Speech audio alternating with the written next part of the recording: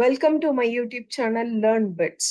இந்த வீடியோவில் unique distinct count in Power BI எப்படி ரெப்ரசன்ட் பண்ணியிருக்காங்கங்கிறது 60 செகண்ட்ஸ்ல பார்க்கலாம். கவுண்ட் டிஸ்டிங்னா யூனிக் கவுண்ட். ஒரு ப்ராடக்ட் ஒரு தடவை தான் கவுண்ட் பண்ணணும், அதுதான் கவுண்ட் டிஸ்டிங். ஸோ இப்போ நான் இப்போ எக்ஸல் ஓபன் பண்றேன். டார்கெட்ல பாருங்க, 4 ப்ராடக்ட் இருக்கு.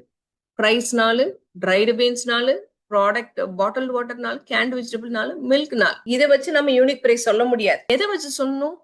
யூனிக் வேல்யூஸ் இருக்கான்னு பார்த்து, பிரைஸோட வேல்யூஸ் இருக்கான்னு பார்த்தும் சொல்லணும். இப்போ ஸ்டோர்ல பாத்தீங்கன்னா இது மட்டும் தான் 3 இருக்கு. பட் ஆக்சுவலா ப்ராடக்ட்ஸ் எல்லாமே 4 நம்ம லிஸ்டா இருக்கு. இதுல கவுண்ட் மட்டும் எப்படி 3 வருதுன்னு நான் சொல்றேன். வால்மார்ட்ல ரைஸ், ஓகே, ரைஸ் வந்து கவுண்ட் 3.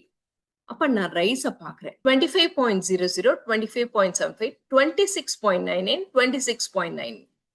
இது ரெண்டுமே ஒரே ப்ராடக்ட தான் ரெப்ரசென்ட் பண்ணுது. 1, 2, 3 தான் கவுண்ட். ஓகே, இது ரெண்டும் ரிப்பீட்டட் ரிடண்டன்ட் வேல்யூ. ரைஸ் பாத்தீங்கன்னா இது வந்து 3 தான்.